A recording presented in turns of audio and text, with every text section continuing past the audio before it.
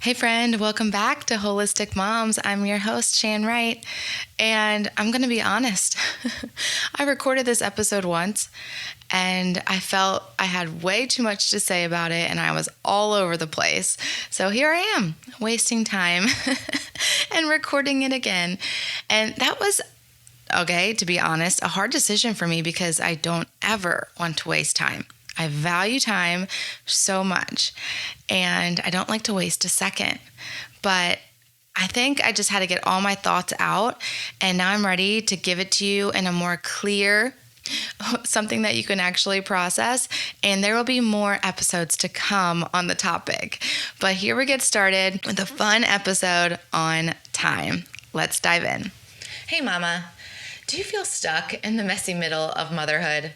Does your head feel like it's going to explode and you're on the verge of an anxious breakdown? Do you feel disconnected from God and others because you're too exhausted to form a sentence? Do you wish you had more time to get all the things done instead of feeling like a chicken with your head cut off? Do you want to live well and care for your temple, but you just don't even know where to start? Do you feel like you're not living up to this whole wife and mom thing? Mama, I know life is crazy. And you have this very blessed, full life that is just so overwhelming. As a mom of four, honestly, I have been there. I've had feelings of overwhelm and anxiety much of my life, struggling from perfectionism, control, and overwhelm. I remember what it feels like to be wanting more than that daily mundane, yet feeling like I'm not enough all at the same time. To want to live well, but completely overwhelmed, anxious, and a real hot mess express. I know it looks like all the other moms have it together but you, and that's not true. And I know this because you are like me. You want more.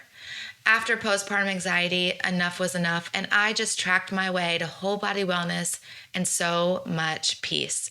Sis, I am here to encourage you that you can do it too. As a wellness nurse mentor and your mama friend, I'm here to share all that I know when it comes to being completely overwhelmed and living at peace and in wellness at the same time. In my wellness accountability coaching, I'll use science, truth of the word, and holistic coaching to help you get your head out of the goldfish and laundry bin and tap into the super abundant life that God has for you. Are you ready to live your whole life well? Let's pursue wellness one baby step of courage at a time, and before you know it, you will be a wellness warrior. Book me for a coaching call today. Go to bit.ly/the Shan Wright. bit.ly/THESHANWRIGHT. Take that first step of courage now and book me today. I can't wait. Hey mama, are you stressed by the lack of time in the day to do all the things? Are you feeling disconnected from God, your husband, and even your kids because patience and presence seem out of reach? Do you want a healthier body, mind, spirit, and home, but overwhelmed in where to start? Hey, I'm Shan Wright, daughter of the king, wife, mom to four, RN, wellness coach, and I know very well what it feels like to want to live well, but about to lose it with my very blessed full life. After realizing I can't pour from an empty cup, I tracked my way to whole body wellness and so much peace. If you are ready to cancel the stressed out life, learn tactical, intentional strategies as a mom wearing many hats, find more peace, confidence, and joy raising kingdom kids, then listen in. Come on, mama, together we got this. Really, God's got this. So go heat up that coffee again and turn your listening ears on. Let's chat. Okay, so today we're going to play a little game called Lies and Truth. I'm going to share 3 very common phrases that we say and we hear others say all the time, and then we're going to determine whether we are actually speaking lies or truth over our lives and our families' lives. Because little reminder, we want to speak life, right? We want to speak life and truth over our lives. And here's some hard truth for you. You don't have to be busy. Okay, if you felt any kind of little pushback on that, let's get into our game and you'll see what you think after that. Okay, number 1, lie or truth. I don't have enough time to do all the things I'm supposed to do today. Or maybe same thing, but you say it this way. I don't have enough time to wear all my hats and fulfill all my responsibilities. Or I have so much to do, there just isn't enough time. So the enemy would love to keep us there, right? He would love to keep us where we are stressed out, overwhelmed, and just discouraged with our life and our time and all that we have to do. I was actually on a call with a coaching client, and she was very discouraged because of all of this. She has so many hats to wear, and she wanted to wear them all really well. She didn't want to waste time. She didn't want to just skip this season of life and say, I'll get back to wearing this hat well once I get through this season. She wanted to do it all well then. And she felt discouraged that she didn't have enough time to do it. And she knows she has a lot, to do within her. She has, she wants to mom well and work well and wife well and do it all prosperous. And it had me thinking, Proverbs 16:9, the heart of man plans his way, but the Lord establishes his steps. We have things in our heart that we want to do, that we feel are all our responsibilities. And we plan for this and we set up all the pieces. But God knows where all those pieces go in the puzzle. He knows what the puzzle looks like at the end. And so when we feel this pressure of, I have way too many responsibilities, ask him what he thinks about that. Ask him about your schedule. Ask him about all your responsibilities. Is there something you can actually delegate? Is there something you can actually take off your plate? Because yes, it's your responsibility, but not right now. I mean, God created time, right? He created it. Maybe we should ask him how we should use it. And I don't really think, God wants us feeling this overwhelmed, stressed out, discouraged, because in those feelings, are we really hearing all his whispers? Are we seeing his winks? Are we noticing his nudges? We might just be too overwhelmed with all our responsibilities, all we have to do, and we miss him in the process. Okay, so lie or truth. Number 2, you tell me. I'm supposed to do it all because I'm mother. And hear me roar in the process. I am mother. And so I'm going to do all the things. But there isn't enough time to do it all. But I should be doing all the things. This belief that there's not enough time, but you have to do it all, that manifests into action, right? It's a belief. And so therefore, we rush through time. We act out that belief and we go from thing to thing because we have to do it all. And we're always late and we're rushing from one thing to the next. And we just have time management problems overall. And it comes down to what you believe about time. And this is a mindset. And it's a mindset on time. It's also a mindset on who you are as a mom and what you're supposed to do. And that belief is deep down. And some moms take this belief and they try to do it all, right? And then other moms take this and it makes them feel like a failure and that they don't manage much at all. And they just kind of, survive through the season. And neither one of those, I think, is how God wants us to mom. But it comes down back to those beliefs, right? What are you believing about your role as mom? And what are you believing about the time that God's gifted you? So take your to-do list, this to-do list that you have created. And, it probably doesn't look like God's. It probably doesn't look like the to-do list God created for you. So ask him, what is on this list that I need to take off? I thought of this first. Psalms 146:3.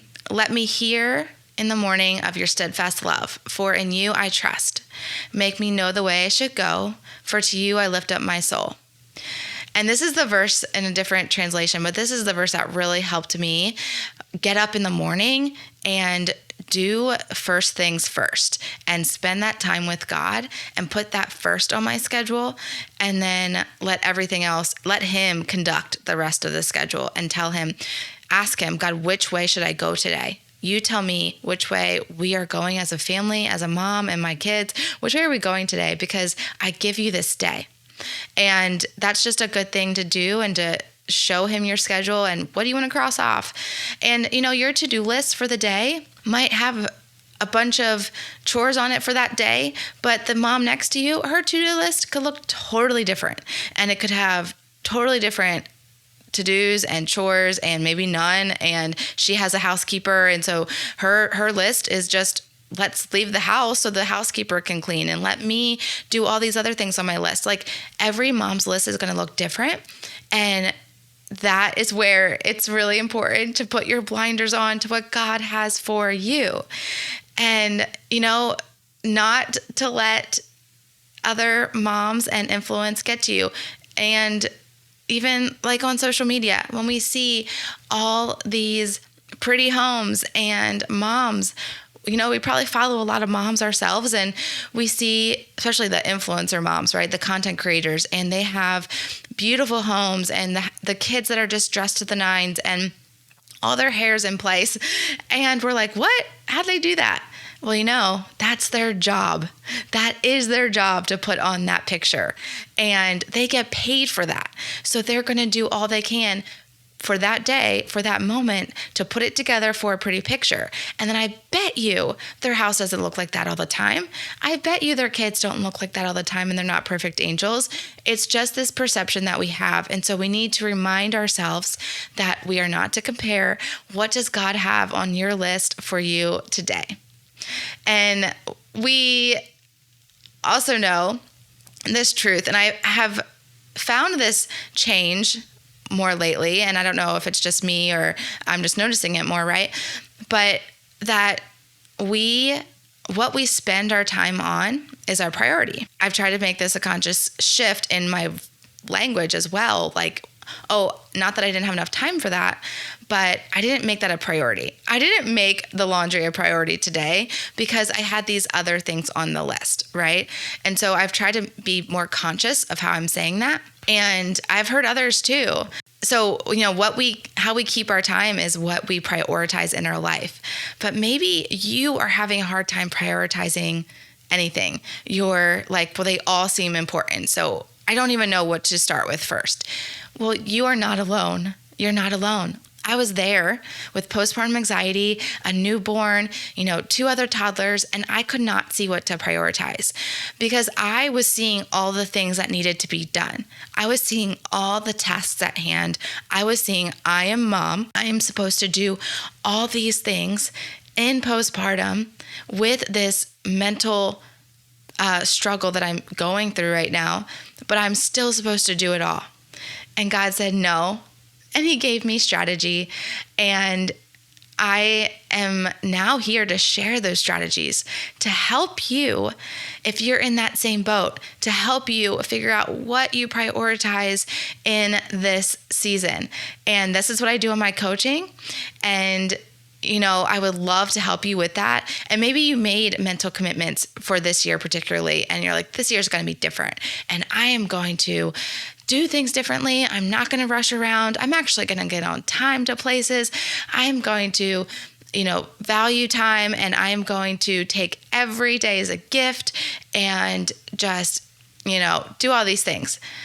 But you still aren't sure how to get there, right? All that sounds great, but you're not sure how to get there. This is what I also do in my coaching. I help you know the next thing to do. So book a call with me today at bit.ly/the Shan Wright. THESHANWRIGHT. I cannot wait to chat with you. Okay, and so then we're on to lie or truth number 3. I'm so busy. We're just a busy family. My kids are busy. Are those lies or are those truth? Is that speaking truth or lies over your life? Well, we've made this shift of, well, I just didn't make that a priority. It's not that I don't have enough time. I just didn't choose my time on that. I didn't make that a priority. And so we've made that shift. But at the same time, I hear those same moms saying over and over, we are so busy. The kids are just so busy. Our weekends are so busy. And I think it's one and the same. I think saying that is the same thing, because we aren't saying, I'm so busy, yay, I'm so busy, and this is how I think we should be. We're saying, I'm so tired. There isn't enough time to do all the things I want to do. I don't have time as a mom to do this thing I want to do because my kids are running our schedule and they're so busy. My kids have all these activities and all these sports, and so I can't go out and have dinner with a girlfriend. I can't go out on dates with my husband because our weekends are packed. We aren't saying we're busy in a positive way, because it's not a positive thing. It's not, I don't think, what God wants us, how he wants us to live our lives. And mom, you are ultimately in control of your kids' schedule. I mean, I hear all the time about this, that, the kids have so many things scheduled, and they don't create this schedule for themselves. And I get it. They've committed to the sport. But when you committed to the sport, more likely you knew what the schedule was going to look like. And so that decision has to come up first, right? And so, are we teaching our kids that this is the way you run life? Because how we teach them goes into their adulthood. And so are we teaching them, from sun up to sundown, you are go, go, go. And we have to, do all these things and soak in every moment. But what about be still and know that I'm God? What about slowing down and recognizing Sabbath? What about, taking Sabbath as a command? And are we teaching our kids that? Are we teaching them to be mindful of rest just as much as activity? Romans 12:2 says, and be not conformed to this world, but be transformed by the renewing of your mind, that you may prove what is good and acceptable and perfect will of God. And the world wants us to be busy, right? They want us to buy into all the things, what they're doing and running on this hamster wheel. And the enemy wants us to be frazzled and rushed. And because when we're doing that, we're not living on purpose. We're not living in our identity, because we don't even know what our identity is. We're so busy, we don't have time to figure it out. And our schedules are just so packed, we can't even see what God's doing. We can't even see what God's doing in our life and in our kids' lives. We're just on to the next thing. And then like I said, we're passing this on to our kids, and they're seeing this. And the enemy wants that. He wants us to stay there. He wants us to fill our weekends and live for sports and live for activities and fill the weekends with everything, so we don't have time to rest with our Father. Not even time to go to church, because all the sports are on Sundays too. So, and I mean, I'm with you in this, trying to teach them the value of time. And one of my kids, I'm trying to teach her the value of time and how to use it wisely. And I think about often, and I journaled this, like, what if God's saying, daughter, don't you know time is in my hands? I don't want you running around aimlessly busy, but only doing the things I have for you today. Love is slow. Let's think about how Jesus lived his life, right? So Jesus healed the woman that was bleeding while on his way to bring the ruler's son back to life. And this gets me every time, because I actually saw this on The Chosen, and to see it in video form and to see what it might have really looked like was just fascinating. There's people all around Jesus, yet he's walking. Like, he can't even run because there's people around him, but I don't think Jesus ran often. I think he walked. And he was walking to the religious ruler or leader, whoever it was, this big guy in charge, to his son. But on the way, the woman who was bleeding for 18 years touched his garment, and he healed her, and he stopped and he found her. Who touched me? And he talked to her. He knelt down, and in the in Chosen, it shows him kneeling down and talking to her. And I mean, it was just beautiful to see, because yet it was an urgent matter to go to that son and bring him back to life, and it was for everyone around him. But time is in his hands. He knew he was going to bring him back to life no matter what time he got there. So he walks and loves on the way. And not slowly walking as in without purpose, but opposite. Every step has so much purpose and love. So much love. Jesus is love. And he's showing us. This is the way he's showing us. He only had 3 short years of ministry, yet there is purpose and work to do in each step and each day. And it's unique for each of us. And I love that Jesus said to God in John 17:4, I have finished the work you have called me to do. He finished the work. And that's what he wants us to think, is there is unique work for each of us to do, and not to be overwhelmed with all of everyone else mothering and all the things we're supposed to do as a mom, but to do the things that he has called us uniquely to do. Just because you're a mom and the person next to you is a mom does not mean you have the same things to do. So I just love that we always got to go back to Jesus, right? And think about how he made this an example for us. But back to that coaching call at the front of the episode. I got off that coaching call, and that mom, if you remember, was discouraged, right? Very discouraged. And I got off that call and I was like, man, this was a self-proclaimed busy mom.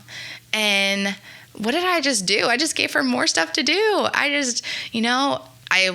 went back to her when I was in the car later and messaged her and said, I'm checking in with you because I'm afraid I gave you more to do and I might have discouraged you more.